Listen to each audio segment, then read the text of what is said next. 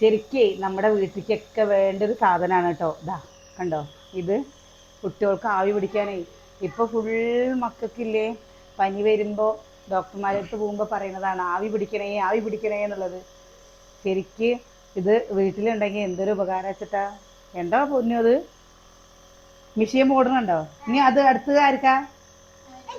ആ, നമ്മുടെ അച്ചു ചെറുതാവുന്ന സമയത്തേ ആവി പിടിക്കാൻ ഒരു പ്രാവശ്യം കൊണ്ടുപോയിട്ടുണ്ട് കേട്ടോ ഞാന്. എൻ്റെ ദൈവമേ, ഈ കുട്ടി ഇത് വായക്കും മൂക്കിക്കും പാടെ വെക്കുമ്പോഴേക്കില്ലേ തട്ടിപ്പറഞ്ഞ് തൊള്ളത്തിട്ട് ആശുപത്രിയിൽ പോയി കഴിഞ്ഞാൽ വെച്ചാൽ ഇവർക്ക് ഭയങ്കര പേടിയാണ്. വീട്ടിലിരുന്ന് ചെയ്യാന്ന് പറഞ്ഞാൽ ഒരു പ്രശ്നമില്ല. മഴ തുടങ്ങിയില്ലേ, ഇനി ഇങ്ങനെ ജലദോഷവും ചുമയും ഒക്കെ വരുമ്പോൾ നമ്മുടെ വീട്ടിൽ ഇതൊന്നുണ്ടെങ്കിൽ ഉപകാരമാണ് കേട്ടോ. ഇത് വലിയവർക്കാണോ വെച്ചാലും ചെറിയവർക്കാണോ പറഞ്ഞു വെച്ചാലും നല്ലതല്ലേ. നിങ്ങൾ ആരെങ്കിലും ഇത് ഉപയോഗിക്കുന്നുണ്ടോ?